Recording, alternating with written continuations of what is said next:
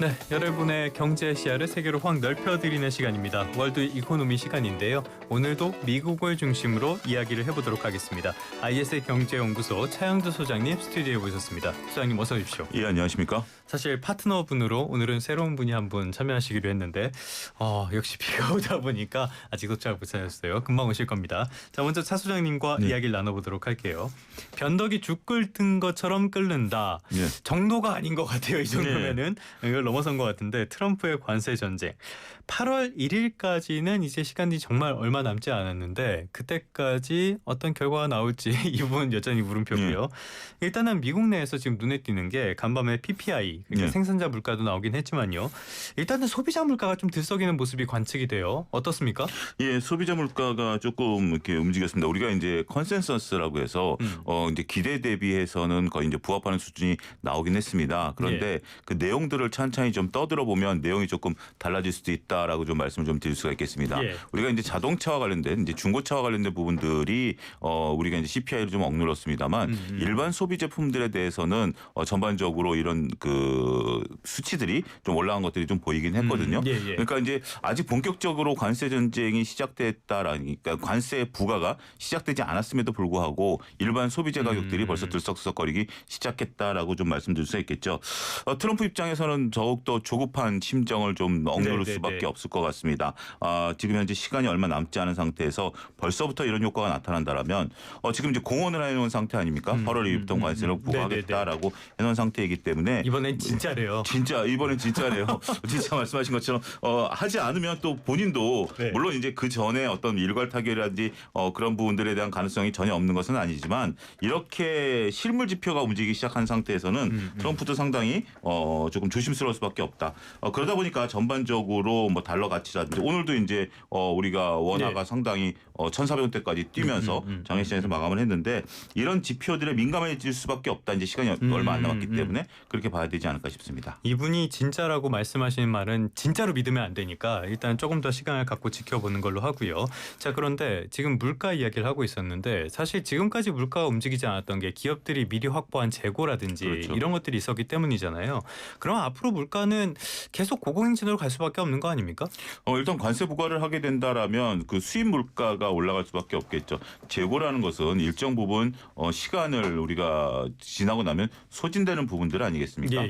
그렇기 때문에 이제 시간과의 싸움이다라고 말씀드릴 수 있겠죠. 재고가 소진되는 과정 속에서 트럼프가 관세 부과를 하느냐 아니면 관세를 유예하느냐. 물론 유예한다라는 부분들은 아닐 것 같고 관세 부과를 하더라도 한 20% 정도 관세 부과를 한다라고 보면 평균적으로 평균값으로 20% 정도 부과한다라고 보면 물가는 당연히 올라갈 수밖에 없겠죠. 그 부분이 선 반영되는 것이 아니겠나. 기업 입장에서도 재고를 쌓는 데 대한 비용들을 벌써 전가시키고 있다라고 봐야 될 것 같습니다.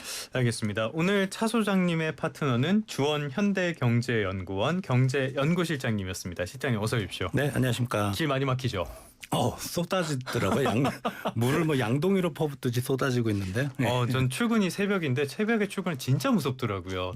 다들 안전운전하시고요. 사고 없도록 잘 관리하셔야겠습니다. 자, 지금 미국의 물가 이야기를 하고 있었는데요. 이렇게 물가가 들썩인다. 그러면은 최근에 트럼프가 계속 금리를 낮춰라 압박을 하고 있지만 실제로 인하하기는 어렵겠어요. 그렇죠. 그러니까 연준은 파월한테 명분을 확실하게 주고 있거든요. 그러니까 이게 지금 물가가 올라가는 건 사실 관세 인상 효과는 그렇게 크진 않다고 생각은 돼요. 왜냐하면 미국의 지금 수일 물가 상승률이 전년 동월 대비 0% 초반밖에 안 되거든요. 근데 이제 파월은 뭐 연준 인사들도 그렇고 계속 얘기하는 게 앞으로 수입 물가가 올라갈 거다. 지금은 아니지만 이제 그런 명분을 계속 주고 있기 때문에 뭐 파월이 계속 트럼프가 계속 파월을 압박을 한다고 하더라도 아마 꿈쩍도 안 할 거라고 저는 생각을 하고요.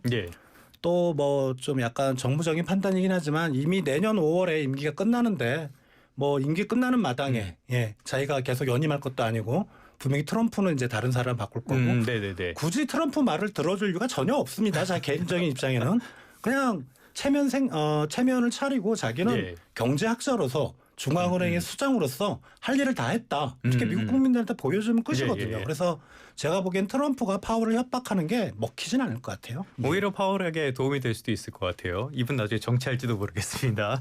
자, 그러다 보니까 지금 트럼프가 말씀하신 것처럼 몸이 많이 다른 것 같아요. 간밤에는 파월 해임설 이게 나왔었단 말이에요. 그 다음에 트럼프가 여기다 선을 그었는데 이 상황 우리가 어떻게 볼 수 있을까요? 예, 일단 뭐 지금까지 밖으로 이제 지금 뭐 언론을 통해서 저희가 이제 알 수밖에 없는 내용들인데 트럼프가 이제 의원들과 이제 비공개 간담회에서 해임 얘기를 했다라는 것이 이제 언론을 통해서 좀 알려지게 됐죠. 그러다 보니까 이제 자산 시장이 크게 요동을 쳤습니다. 예. 뉴욕 그 증시는 하락을 확 했고요. 꺾였더라고요. 확 꺾였고요. 예. 그 다음에 30년물 국채 금리는 5%를 돌파하면서 예. 국채는 급등, 그 주식 시장은 하락. 이게 이제 그 위험을 감지한 그런 신호거든요. 네, 그런 네, 부분들이 네. 나타났었는데 여기에 이제 트럼프가 나는 그런 말 한 적이 이제 그렇게 우리는 검토해 본 적이 없다. 네, 이제 네, 그런 네. 말을 했다라는 워딩보다는 좀 언론에 나온 얘기들을 보면 검토조차 한 적이 없다. 다만 연준즘 건물이 굉장히 낙후돼 있기 때문에 지금 이제 이것을 재건축하려고 하는 움직임들이 있거든요. 예. 이와 관련해서 비용 문제라든지 아니면 불협화음이 그런 문제가 있지 않는 한 나는 이 사람을 해임할 생각이 없다라는 것으로 이제 네. 애둘러서 표현을 했어요. 네. 그러니까 이제 전혀 아니다가 아니라 이제 단서를 달긴 달았어요. 그러다 보니까 글쎄요, 뭐 이것을 얘기했는지 안 했는지는 모르겠죠. 뭐 농담 삼아 얘기한 걸 수도 있고 여러 가지 얘기가 있습니다. 일단 트럼프 대통령은 공식적으로 현재까지는 파월 의장을 해임할 생각은 없다. 이것이 팩트가 아니겠나 싶습니다. 진짜로 검토조차 안 했을지 굉장히 의심이 드는 그런 이야기인데 만약에 이제 파월을 해임을 하든 다음에 이제 새로운 연준 의장으로 자기 입맛에 맞는 사람을 임명을 하든 트럼프가 얘기하는 대로 3%포인트 금리 인하 이런 거 가능할까요? 이제 누구를 연준 의장으로 세우냐가 이제 중요한 것 같고 사실 이제 내년 5월 이후잖아요. 그죠? 네네네. 그때는 너무 늦어요. 그때 금리 인하를 하게 되면 뭐 트럼프가 생각한 이 흐름과 전혀 좀 경제 흐름이 다르게 갈 수도 있고 그 전에 이제 사실 금리 인하를 해주는 게 트럼프가 계속 이제 소장님이 말씀하신 것처럼 뭐 연준 그 건물 보수하는데 뭐 좀 문제가 있다 이런 식으로 계속 압박을 하는 거거든요. 쪼잔해. 예. 그러니까 내년 5월이면 너무 늦고 근데 실제로 만약에 이제 뭐 가장 좀 극단적인 시나리오로 내년 5월까지 금리가 동결된다. 그리고 연준 의장이 바뀐다. 그러면 트럼프가 계속 밀고 있는 그런 사람들이 한 2-3명 되는데 그 사람들이 되면 진짜 그렇게 할 수도 있을 것 같아요. 근데 다만 이제 연준 내 인사가 만약에 의장이 되면 최근에 이제 크리스토퍼 월러 이사가 좀 이상한 이제 행동을 하거든요. 그러니까 작년까지만 해도 상당히 매파적이었거든요. 뭐 대표적인 매파로 꼽혔던 분이잖아요. 근데 올해 들어서는 금리 인하를 주장한단 말이에요. 이게 뭐냐면 자 이제 내년 5월이면 연준 의장이 바뀌잖아요. 자기도 뭔가 한번 해야죠. 예. 그래서 만약에 그 사람을 이제 트럼프가 혹해서 그 사람을 하잖아요. 그럼 연준 인사들은 파월도 이제 이전에는 옛날에 트럼프 일기 때 의장이 되기 전에는 상당히 좀 트럼프하고 좀 정책과 좀 손발을 맞추는 모습이었는데 의장이 되고 나서는 금리를 계속 올렸어요. 월러가 되면 안 그럴 텐데 이제 뭐 지금 거론되고 있는 트럼프 측근들 그렇게 되면 진짜 금리를 무지막지 내릴 수도 있다고 저는 생각합니다. 내릴 상황이 아닌데도 내리면은 그 후폭풍은 뭐 미국 국민들이 감당하게 되겠죠. 전 세계가 감당하게 될 수도 있습니다. 자, 트럼프 지금 관세로 앞서서 죽끝을치 오락가락한다는 말조차도 순화한 거다라고 말씀을 드렸는데 이 수도 없이 나왔던 의약품 관세, 반도체 관세 이거 정말 하겠다고 계속 이야기를 또 하고 있어요. 이 관련 종목들의 움직임은 어땠습니까? 아무래도 뉴욕 시장이 전반적으로 좀 약세였다 보니까 이런 부분들은 뭐 우리가 관세와 관련된 부분들은 국내 시장도 그렇고 뉴욕 시장도 그렇고 특별히 지금 강세를 나타내기는 좀 쉽지는 않은 상황이다라고 일단 말씀드릴 수 있겠습니다. 일단 트럼프 대통령은 반도체와 의약품은 조금 약간 결이 좀 다르죠. 반도체는 하겠다라고는 얘기는 하고는 있습니다만 지난번에도 말씀드렸다시피 구체적으로 언제 몇 프로를 하겠다라는 발언은 아직까지 하고 있지는 않습니다. 하지만 의약품 같은 경우는 이달 말에 실시하겠다라고 얘기를 했죠. 보통 우리가 8월 1일인데 이달 말에 하겠다라고 얘기를 했고 1년에서 1년 6개월 유예를 주고 그렇지 않으면 고유료 관세 부과를 하겠다라는 거기 때문에 일단 점진적 관세를 통해서 많은 그 글로벌 기업들이 미국의 생산 기지를 지어라 1년 6개월이면 짓는 거 아니냐라고 압박을 좀 하고 있다라고 설명이 가능할 것 같습니다. 야, 1년 6개월 만에 생산 공장을 짓는다. 참 물리 법칙까지 이제는 조금 무시하는 듯한 그런 느낌도 있는데요. 자, 최근에 그래도 관세 협상에 약간 진전이 있었어요. 이번엔 인도네시아와 협상을 마무리했다라는 내용이 전해졌는데요. 이거는 어떻게 평가하십니까? 기존 이제 4월 2일 날 우리 예. 이제 그 트럼프가 판때기 들고 백악관 정원에서 네네네. 할 때 인도네시아가 32%였거든요. 예. 그리고 7월 달에도 이제 30% 유지한다 그랬는데 요번에 19%로 수입 관세율을 많이 좀 떨어뜨렸고 대신 이제 미국 제품이 인도네시아로 들어갈 때는 0% 관세. 예. 완전히 뭐 깡패짓이죠. 예. 뭐 어쩔 수 없는데 근데 인도네시아는 대신 이제 그 관세를 낮추면서 미국의 에너지 구매 이게 아마 가스일 거예요. 근데 네네네. 인도네시아가 석유를 어마무시하게 생산하는 그렇죠. 걸로 아는데 예. 에너지를 따로 뭐 구매할 이유가 있을지 아무튼 LNG 수요가 있긴 하니까 그리고 농산물 구매 한 45억 달러 그리고 이제 보잉사 항공기를 50대를 구매를 한다 그러는데 그렇게나 많이? 예, 뭐 그렇게 쓸 데가 있습니까? 항공사를 새로 만들어야 되는 상황인데 근데 문제는 이제 인도네시아가 지난 이제 7월 달에 다른 국가들은 조금씩 이제 관세가 낮았는데 그 관세율이 30% 동일하게 갔단 말이에요. 예. 인도네시아가 이제 브릭스 정상회의 회원국입니다. 또 그런 면도 있었군요. 예, 그러니까 예. 지금 인도네시아가 보기에는 브라질이 엄청 두들겨 맞고 있잖아요. 까불다가. 네. 그러니까 이래서는 안 되겠다. 그래서 전폭적으로 자기네 시장을 좀 미국한테 많이 양보를 했고 그 대신에 이제 관세를 좀 많이 낮추는 이제 그런 전략을 취한 걸로 생각이 됩니다. 아세안에서 경제 대국하면은 인도네시아, 베트남 이 정도 생각이 나잖아요. 거기다 더해서 뭐 말레이시아 뭐 이 정도가 있을 텐데 이 두 나라를 보면은 많이 유사성도 있는 것 같아요. 소장님 어느 부분에 주목하셨습니까? 일단 뭐 미국 입장에서는 협상하기가 가장 수월한 부분들이 있지 않을까라고 좀 말씀 좀 드릴 수가 있겠죠. 예. 중국을 압박하는 과정에 있어서 인도가 가장 좀 어려운 걸 거고 대만, 한국, 일본은 일단 따로 떼어서 생각을 하고 있을 것으로 보여지니까 말씀하신 두 경제 대국, 특히 이제 수출 대국, 미국으로 들어오는 이 두 나라를 협상에 먼저 우선권을 줬다라고 생각을 하겠죠. 아무래도 집중을 한 결과다라고 말씀을 좀 드릴 수가 있겠죠. 근데 또 하나 이제 이 부분들을 놓고 본다라면 중국의 우회 수출로 국가다라는 점이 공통적으로 하나 꼽습니다. 예. 중국과 지리적으로 가깝다 보니까 중국에서 물건을 받아서 소위 라벨 가리를 통해서 이제 미국으로 올 수도 있는 부분들이 있고 또 중국 공장이라든지 우리나라라든지 다국적 기업들이 여기에 위탁 생산 공장들이 대단히 많거든요. 예. 우리나라 뭐 의류라든지 네. 베트남 같은 경우 우리 가전이 많이 들어가 있고 거기도 의류 막 들어가 있고 베트남 GDP에 얼마가 삼성전자래더라. 뭐 그런 것도 있죠. 뭐 그런 식의 된 부분들이 있기 때문에 그러니까 어떻게 보면 미국 입장에서는 굉장히 여러 의미가 있는 거죠. 첫 번째 그 제가 말씀드렸던 것들을 다시 역순을 정리하면 일단 우회 수출로를 막았다라는 점, 그 다음에 미국에 대해서 막대한 그 뭐죠 이익을 취하고 있는 국가다라는 점, 그 다음에 이제 중국을 압박할 수 있다라는 점, 더군다나 이제 점점점 가지치기를 통해서 중국으로 들어간다라는 점에 있어서 오히려 지금 이제 우리 한국과 일본과는 협상을 조금 적극적으로 한다라는 느낌을 주고 있지는 않죠. 그런데 이 두 나라에 대해서는 적극적인 결과를 통해서 트럼프 대통령은 또 이런 부분들도 필요할 것 같아요. 8월 1일 날 모두가 다 협상에 오케이 사인을 하지는 않을 것 같지만 그렇겠죠. 가능한 한 많은 국가들이 사인했다라는 측면도 지금 이제 실장님 말씀하신 것처럼 브릭스 국가 중에 하나, 그다음에 아세안 국가 중에 하나, 뭐 네네네. 유럽 국가 뭐 EU 아니면 변방 국가 중에 하나, 뭐 이런 식으로 통해서 압박하는 전략이 또 하나의 전략이 아니겠나 이렇게 설명 가능할 것 같습니다. 조금 전에 소장님께서 따로 떼서 생각하는 게 일본과 한국이다. 아세안에 대해서 했고 일본과 한국은 정말 좀 따로 떼서 생각을 하는 것 같은데 그런데 또 여기에서도 약간의 차이는 있는 것 같아요. 일본과의 협상에서는 불만을 많이 드러냈고 한국과의 협상에서는 관세 협상 유지하겠다 이렇게 얘기를 했단 말이에요. 그러면 뉘앙스에 약간의 그 차이가 있는데 이런 차이는 어디서 온다고 보십니까?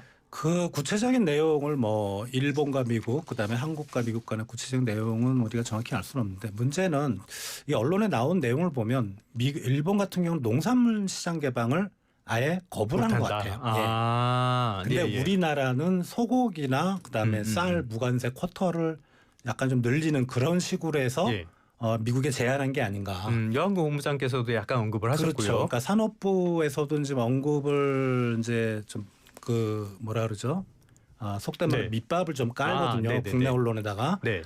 이제 이런 식으로 타결될 수 있다는 걸 한번 여론을 보기 위해서 그래서 그런 그 시장의 어떤 개방도 차이 특히 농산물 쪽에서 그런 쪽에서 아마 트럼프가 그러니까 우리 입장에서는 사실 일본과 우리나라가 뭐 그렇게 같이 가야 되냐 그러는데 트럼프가 보기에는 지구본을 놓고 보면 일본하고 한국은 거의 붙어 있어요. 네. 그리고 뭐 안보 같은 것도 군사력도 제공이 거의 비슷하다고 생각할 거예요. 한국은 이러는데 왜 일본은 이러지? 얘네들 너무하네. 네. 뭐 그렇게 해서 좀 일본한테 좀 빈정이 상해 있는 그런 모습인 것 같습니다. 뭐 내부적인 그런 사정까지 보실 분은 아니니까 1차원적으로 보시니까. 자, 그런데 이제 다른 나라 이야기도 한번 해보도록 할까요? 지금까지 트럼프라고 하면은 이 우호국에는 부정적이고 경쟁국에는 긍정적인 뭔가 앞뒤가 안 맞는 이런 모습들을 많이 보여줬는데 푸틴은 그렇게 좋은가 봐요. 그러더니 이제는 파국으로 가는 것 같아요. 어떤 분위기입니까 지금은? 일단 지금 현재 원래 트럼프 대통령이 당선이 되고 나면 그 우크라이나 러우 전쟁을 나는 하루 만에 끝내겠다. 24시간인가 48시간인가 뭐 이렇게 끝내겠다라는 부분들이 있었죠.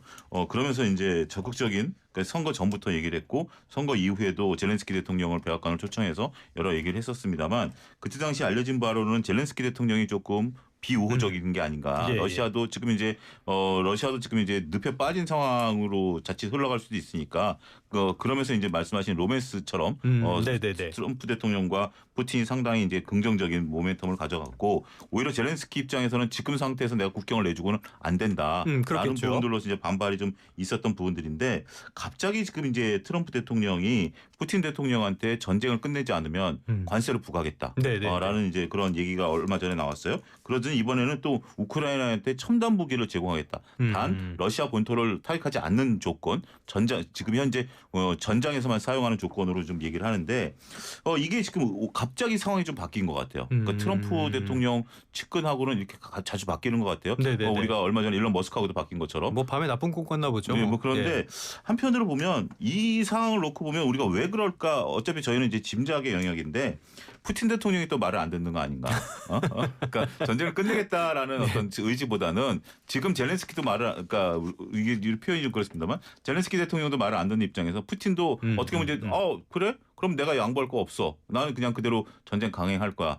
지금은 이제 우리가 국내 언론들에서는 좀 잠잠해지긴 했습니다만 전황이 과거와는 좀 다른 영향으로 가는 것 같죠. 그러다 보니까 트럼프 대통령 입장에서는 푸틴에게 약간의 조금 감정이 상한 게 아니겠나 그렇게 봐야 될 것 같습니다. 참 온 세상이 다 자기 앞에 무릎을 꿇어야 돼 이렇게 마음에 편하신 분인 것 같기도 하고요.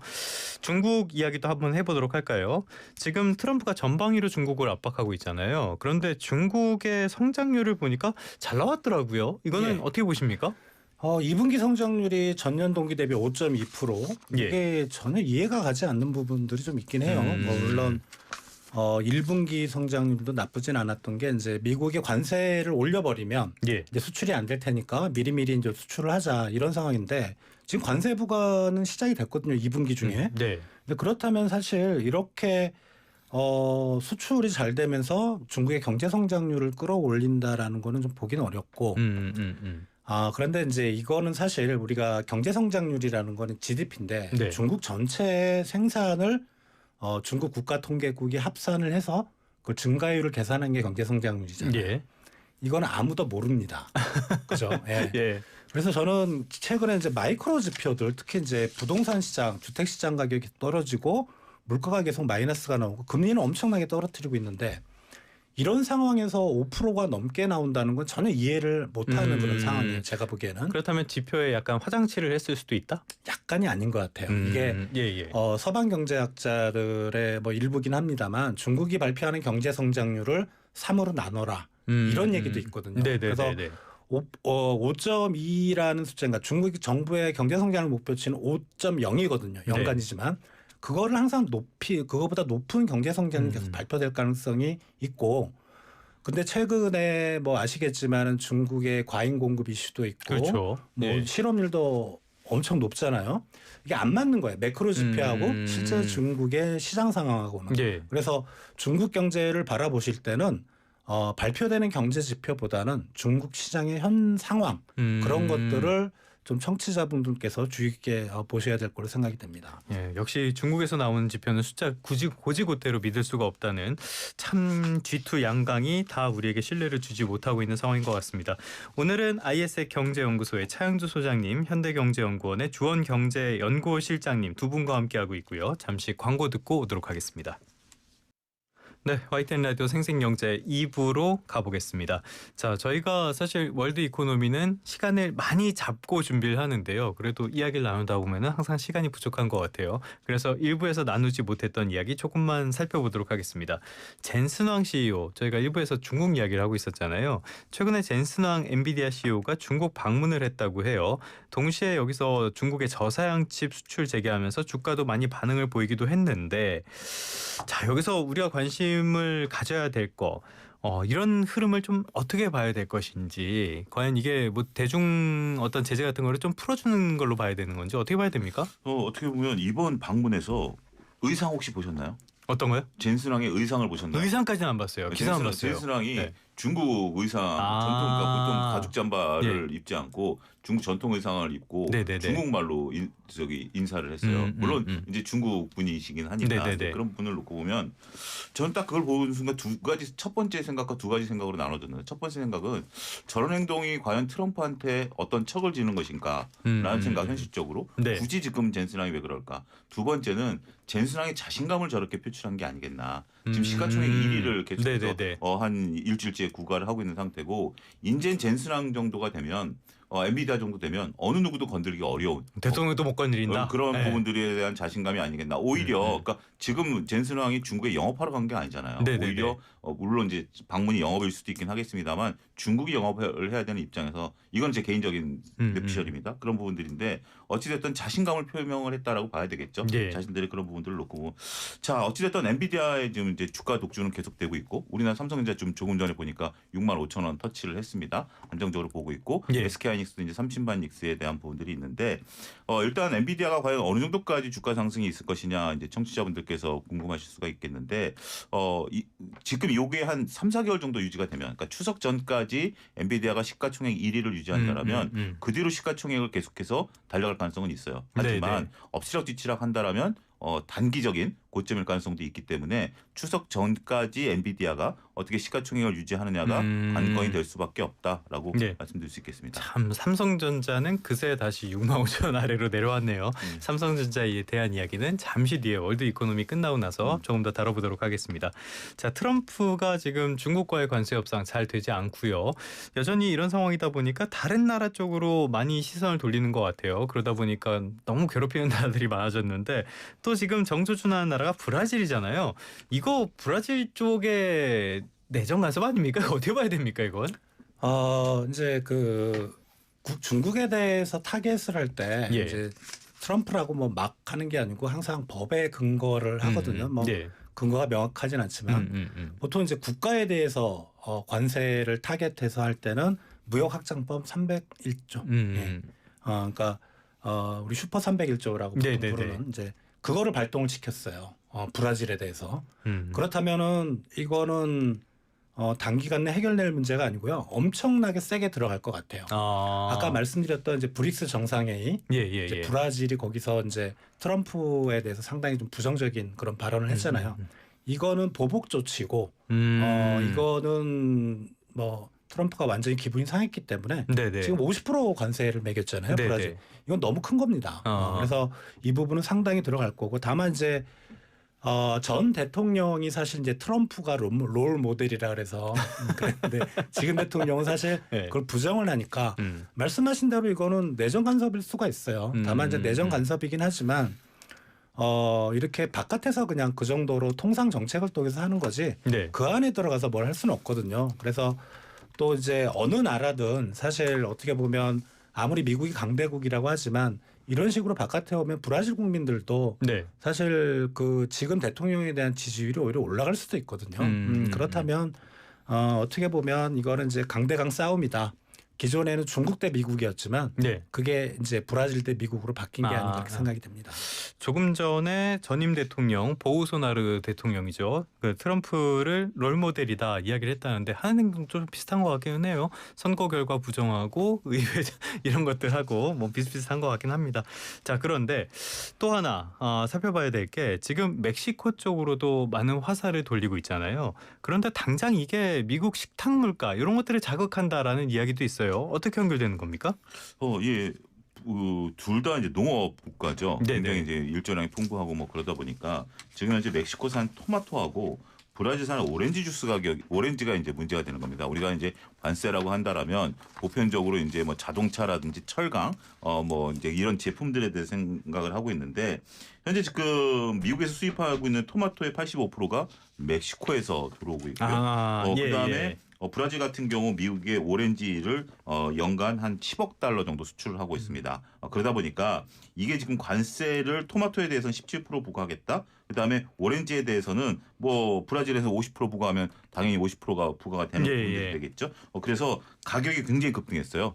근데 이거 급등하면 어떻게 되죠? 서민 물가가 흔들리는 거죠. 토마토가 급등하면 피자 가격이 올라갈 것이고요. 오렌지 주스 같은 경우는 뭐 청소년들 그리고 젊은 층들이 많이 마시는 음료 아니겠습니까? 그런 부분들을 놓고 본다라면 실질적으로 뭐 앞서 주원 씨님 말씀하신 것처럼 브라질에 대해서는 정치적인 부분들 뭐 여러 가지 부분들이 있긴 하겠습니다만 서민 물가가 현재 지금 급등할 가능성이 높지 않을까 말씀드릴 수 있겠습니다. 참 국제 제재라는 거는 기본적으로는 자해 행위죠. 나는 이런 것까지도 감내할 수 있다는 메시지를 사회에 주는 건데 이런 부분은 생각하지 않고 결과만 너무 바라본 것 같습니다. 자, 이번에는 미국에서 조금 더 재미있는 이야기 하나 해보도록 할까요? 미국 쪽에서 최근에 비트코인이 굉장히 많이 올랐잖아요. 이 배경을 보면은 소위 말하는 크립토 위크 이게 영향을 미쳤는데 지금은 여기 제도 인정 걸린 것 같아요. 어떤 상황입니까? 크립토 위크라는 거는 이제 미국의 가상자산 규제를 좀 많이 푸는 그런 법안들이 한 3개 정도 올라와 있는데 그거를 이제 미국 의회에서 위크 주 뭐 한 1, 2주 정도에 좀 심사를 해서 그걸 하겠다는 건데 이게 이제 뭐 대체적으로 이제 디지털 자산 관련 규제를 명확히 이건 명확히 해주는 게 시장에 좋거든요. 그러면 제도권에 들어온다. 그렇죠. 그리고 이제 우리가 이제 항상 얘기하는 이제 CBDC 중앙은행의 디지털 화폐 이거를 이제 기존에 다른 중앙은행들이 CBDC 다른 나라들이 발행하는 거를 좀 감시를 하겠다는 건데 이거를 막는다. 이것도 규제를 완화하는 거고 또 하나는 이제 스테이블 코인 이거의 어떤 제도적인 어떤 편입을 이것도 시장에 좋은 건데 세 개가 다 하원에서 법안 표결에서 부결이 돼 버렸어요. 그래서 최근에 좀 가상자산이 약간 시장이 좀 주춤하긴 한데 근데 이게 비트코인만은 여전히 좀 강세인 것 같아요. 이게 완전히 제도권으로 들어왔고 그러다 보니까 이제 상품에 비트코인을 사야 되는 그런 투자 기관들도 많이 수요가 생기고 그래서 비트코인만큼은 좀 조정을 받더라도 계속 가지 않을까 저는 개인적으로 생각을 하고 있습니다. 참 미국은 이 법적 구조가 복잡해가지고 하원에서 부결되면은 어떻게 되는 겁니까? 끝난 겁니까? 다시 논의를 하는 겁니까? 저도 모르겠어요. 우리랑 너무 구조가 달라 잘 모르겠더라고요. 자, 그런데 다시 추진하는 것 같긴 한 게 트럼프가 하원 의원들을 백악관을 불러서 설득을 했다고 해서 다시 추진하나 보다 이렇게 생각할 수는 있을 것 같은데요. 이런 전망을 어떻게 봐야 됩니까 이거는? 근데 이 부분은 지금 이제 트럼프 대통령은 적극적으로 이것을 통과시키려고 하는 의지를 좀 보여주고 있죠. 현재 지금 이제 우리가 그 크립토 위크에 대해서 가상자산에 투자하시는 많은 투자분들이 관심을 좀 갖고 있는 상태이거든요. 근데 이제 미국과 우리는 조금 분리해서 좀 봐야 될 것 같아요. 미국은 현재 지금 이렇게 어렵게라도 통과를 시키면서 결국 그 달러 자산에 대한 자신들의 글로벌 지휘권을 유지하겠다. 그 스테이블 코인까지 한다라는 것은 결국 달러 자산에 대한 상대적인 코인 아니겠습니까? 근데 우리나라는 조금 결이 좀 다르다라고 좀 말씀드릴 수 있겠죠. 우리나라는 아직까지 이 법안에 대한 논의가 이제 시작이 안 된 상태고요. 원래 7월 달에 논의하려고 했던 걸 이제 9월 달 정기국회로 수년시켜 놓은 상태이기 때문에 그러니까 좀 투자는 구분하셔서 보셔야 될 것 같아요. 투자자 관점에서 본다라면 미국 쪽에 있어서의 스테이블 코인이라든지 말씀하신 우리가 CBDC 관련주들에 대해서는 긍정적인 모멘텀이 가능하긴 하겠습니다만 어쨌든 트럼프 대통령의 의지가 있으니까 공화당 의원 설득할 것이고 하원 의원도 설득할 것이지만 국내는 조금 다르다. 이렇게 좀 구분해서 말씀드릴 수 있겠습니다. 알겠습니다. 지난번에 하나의 그 크고 아름다운 법안 그것도 가까스로 문턱을 넘었으니까 어떤 상황이 이어질지는 저희가 미국의 정치 상황도 우리 거 보기도 바쁜데 거기도 좀 봐야겠습니다. 자, 지금까지 IS의 경제연구소 차영수 소장님, 현대경제연구원 주원경제연구실장님과 함께 미국을 중심으로 다양한 국제 뉴스들 살펴봤습니다. 오늘 말씀 잘 들었습니다. 감사합니다. 감사합니다.